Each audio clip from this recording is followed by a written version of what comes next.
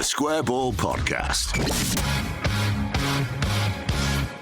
Johnny, tell us about the trends from last season from a Leeds United perspective then. You've crunched the numbers. This is what you do with Opta. Number crunch, I believe that's it, your official job title, number cruncher. Number cruncher, yeah. What have you crunched from last year then? What were the sort of big headline takeaway things from last year? Well, I think I tried to look at the positives because I felt like last year there were a lot of positives. Obviously, it ended not very well on my birthday, which was the playoff final. Turned 30, so it was a good start. Many happy returns. Thank you very much indeed. Good day. And then obviously England lost the Euros final, so I've just been a bit of a jinx. But we won 31 games last year, which was the most in a season since 2009-10, when we won 34. We did actually get promoted that year. We scored 98 goals, which was the most again since 2009-10, when we scored 103. Best goals per game since 1971, when we won the Fairs Cup. Very unfortunate not to win the league.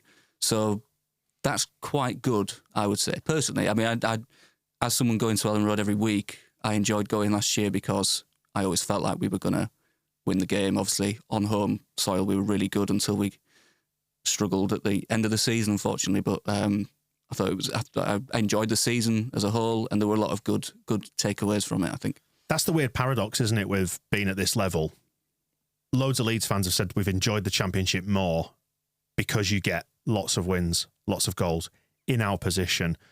But we know the Championship, staying here and trying to do that is not sustainable. You have to follow it up by going up, don't you, to basically stop the financial collapse that results from your parachute payments going and you having to offload all your talent, which we've had to do anyway by not going up. So it's strange, isn't it, that the experience tends to be more enjoyable up to a point, but you have to go up into the big bad thing. Yeah, I think if the same happens again this year, we win 31 games, we score 98 times, but we finish third and losing the playoff final to Burnley, then yeah, I might not be looking back on it like as happy as I am now, but I do think this year we will do it. I think hopefully I'm cautiously optimistic. So. Well, straight in with it. Yeah, I was going to say. Sorry, that was a bit early. Wasn't it? Do go back and check out our prediction show from yesterday. We haven't recorded it yet, so this is confusing. But spoiler alert: champions.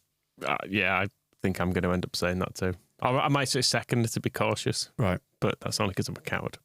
What do you think in terms of last season being an outlier, Johnny? How off typical was it in terms of points and the finish? Well, only 3 teams have got 90 points in a season and not been promoted. So Sunderland in 98, they lost in the playoff final.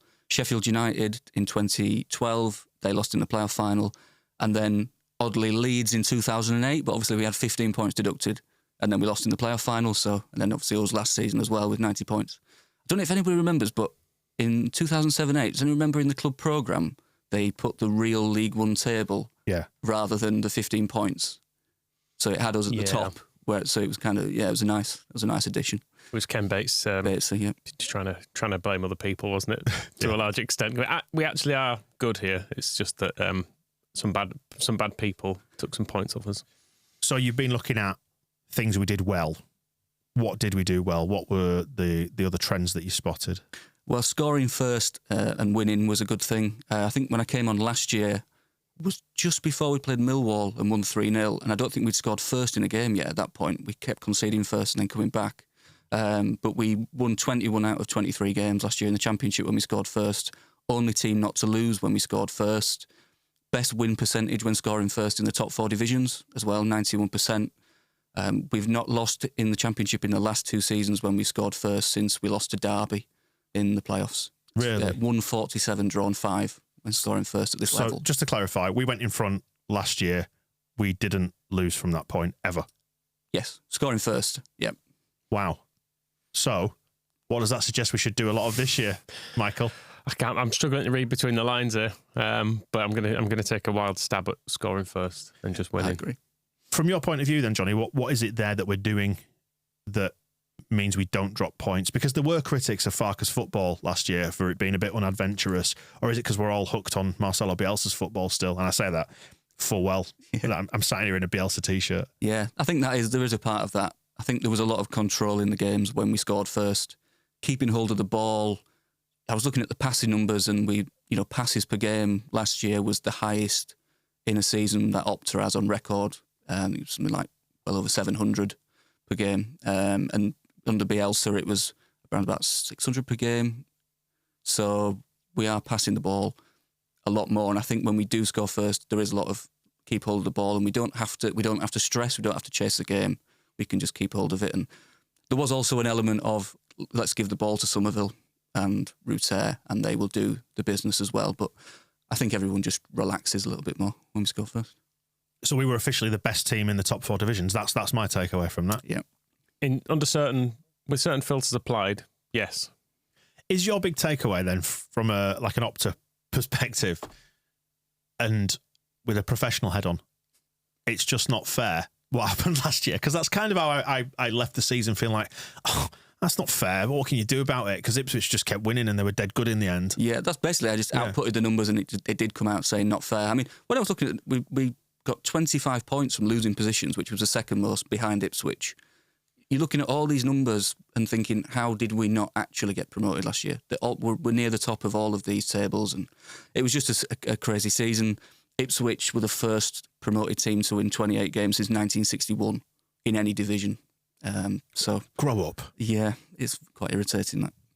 But, it is what it is. Did we pass the most in the division then? Can you recall off the top of your head? Did we outpass just about everybody else? Or funnily enough, we didn't. I think we were 4th for successful passes. Southampton did a lot. Yeah, Southampton, Hull, Leicester, I think, were the top 3 above us.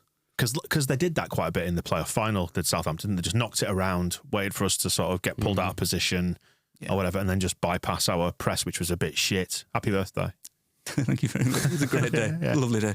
Yeah. I think, the passing is a thing, it's a football thing now, isn't it? Like, it's changed so much in the last, 10 years, or you can blame Guardiola for it or whoever, but it is something that, we are doing a lot more of. The question I've asked you before, actually, when you've been on with us, do you watch games through a different lens, or do you see it just as a Leeds fan, or do you see it as a statistician, as an Opta guy? Where was your head on that playoff final day then, when it's your birthday? You're looking at the shape of the game. You probably you can't escape, I suppose, Opta things in your head about how Leeds play. And you've probably had some pints, I suggest. A few on your 30th birthday. So where was your head on that day? Very good question. I was very much more just held up in the emotion of the game rather than looking at it from... I mean, I look back at the numbers, we had more possession than Southampton. I don't think many teams did that with Southampton last year, but at the time, I didn't come away from the game thinking, we've had loads of the ball. It was just very much, I'm turning 30 and I just want a good birthday, please. And didn't in that sense, but yeah. What did you do afterwards? We got the tube somewhere and had a few more pints and then got some more drinks on the train. But I think that there's no drinking around Wembley, apparently. Not allowed to drink cans. Right. So we got those taken off us. So. It was those rapscallions for the Euro 2020 final, wasn't it? No flares up the arse, no cans. Can't do anything these days. It's woke. That's right, it's totally woke. We were a very young team last year, weren't we? And do you think maybe in the end that cost us? Maybe. I mean, the oldest player in our team in the playoff final was Connor Roberts, who came off the bench, and I think he was 29. Mm-hmm. So it was a young team. I mean, we're the second youngest team in the division, behind Sunderland. Sunderland had the youngest of all time in the Championship, which was just under 23 years. Ours was 24 years, 147 days, which was the youngest since 1985-86, which was a mixture of Eddie Gray and Billy Bremner. Tommy Wright was there as well. Tommy Wright, yeah. It surprised me that, because I'm sure you read about Billy Bremner being a manager and he got rid of Dennis Irwin, Terry Phelan, quite a lot of young players, and brought in like Brian Caswell and older players. And so it's quite surprising that it was the youngest since that season, which was 23 years, 250 days. Was that maybe Scott Sellers as well, that type of era? Yeah, it would have been, yeah. The youth academy. Aside from the disappointment of losing him as a player, Archie Gray's kind of ruined some good stats, I imagine. He has. Although, actually, funny you say about the playoff final, when I was stood there at half-time, they read the stat out that he was the youngest Leeds player to play at Wembley, which was one that I'd put out on Twitter, and quite a few people picked it up. So I was kind of stood there in Wembley and somebody was reading my stat. That's my information. Yeah, where's my strange. Where's my credit? Yeah, I don't mind that. And where's my birthday shout out? Is that those people who are on the pitch getting booed and chanted at? Yes, that was them. Yeah. Good. I'm sure you didn't join in with that, though. I was part of that, yeah. I was like, give me a shout out. For God's sake, man. What are you doing?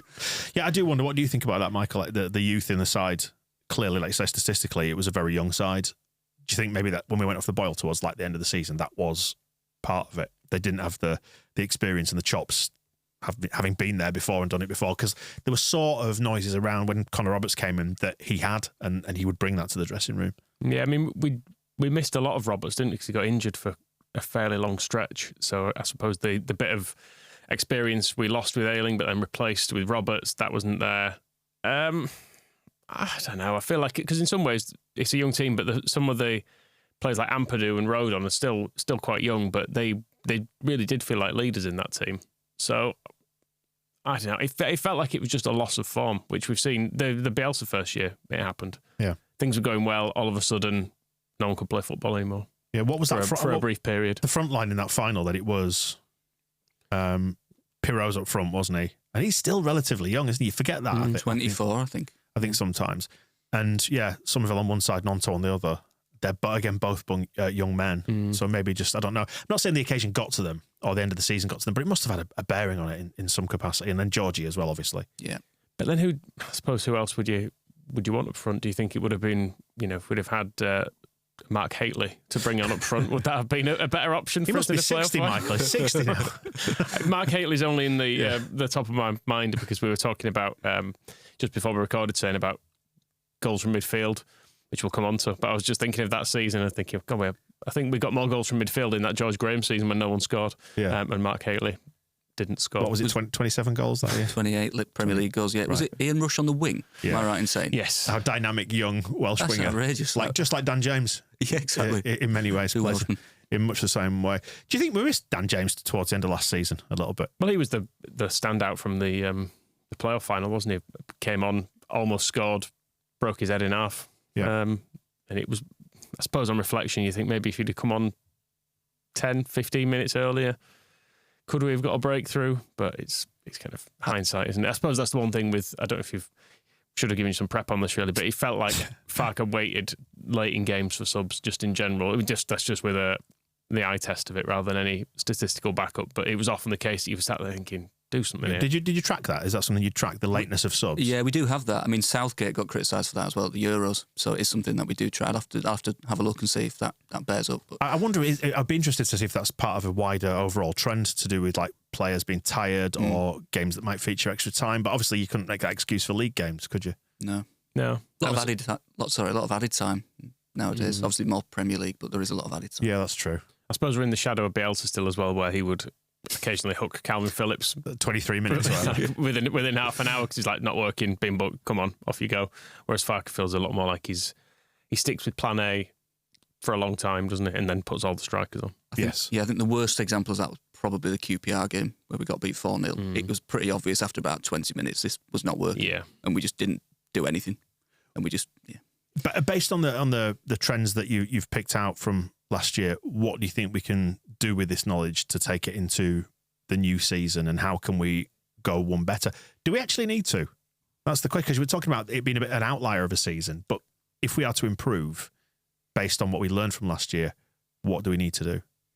That's a very good question. It's quite a big question. It's a very big question, yeah. Because we didn't drop many points, as you were saying, from winning positions. So get in front is obviously, it's a very obvious thing to say. Scorer of the first goal in any game is obviously, it's hugely in your favour, isn't it? The same again would actually be fine.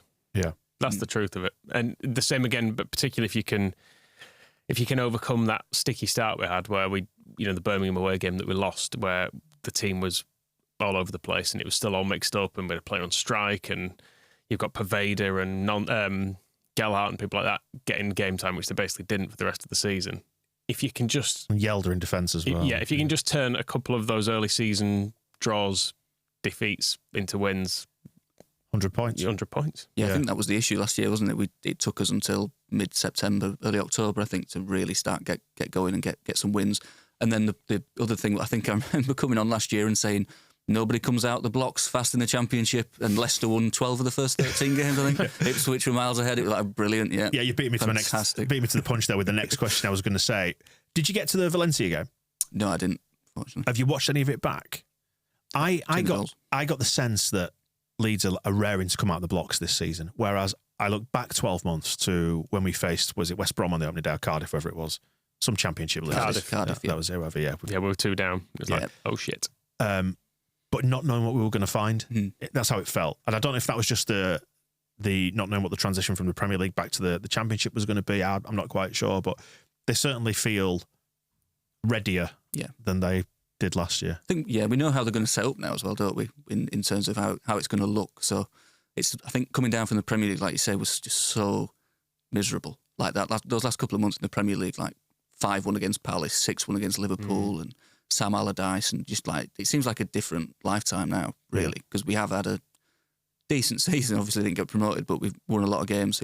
It's interesting thinking about that Cardiff game where we were 2-0 down. And it did kind of feel like when the second one went in, I think it like bobbled to the back post and someone tapped it in. It was just like, fucking hell, here we go again, basically. Literally, it's happening again. Here we go. Yeah, I think the knowledge of having had a good season for most of these players should give them the confidence. Because it felt like when the first Bielsa season, though we didn't go up, it felt like we did break through a ceiling of feeling like, the most we can ever do is maybe finish in the playoffs. Then it felt like the second season, it was like, so no, we're good. And we can just be good again. And we're just, essentially, as we're saying now, try to do the same thing again, more or less, with a few improvements. And that's all that needs to happen again this time. Do you have any data to hand or any knowledge of, Jonny, the time at which we scored the goal that put us in front when we went in front and didn't drop any points from those positions? Or very, very few? I do not have that information to hand. Because I wonder... do we need to go out and get after games is what I'm getting at. So try and get them won in the first 20 minutes, because we know statistically now, based on what you've said, that if we get in front, we don't really drop points. Yes. So go out and get in front, take charge of games, get them by the scruff of the neck in the first 20 minutes. Yeah, I think it was our most first half goals in a season for, again, similar amount of time. I think 2009-10, we scored a lot of goals in the first half. And there's quite a lot of games where we scored in the first 10 minutes. I think, was it Swansea and Middlesbrough back to back? I'm sure we conceded first, and then by about 20 minutes we were back in front. So we did come back into games quite quickly. I'd have to check the numbers to see where we ranked first sort of 15 minutes, half an hour goals, but I think we would have been top or within the top 3. There was a lot of games like that, which, in previous years we've been slow out. The Square Ball Podcast.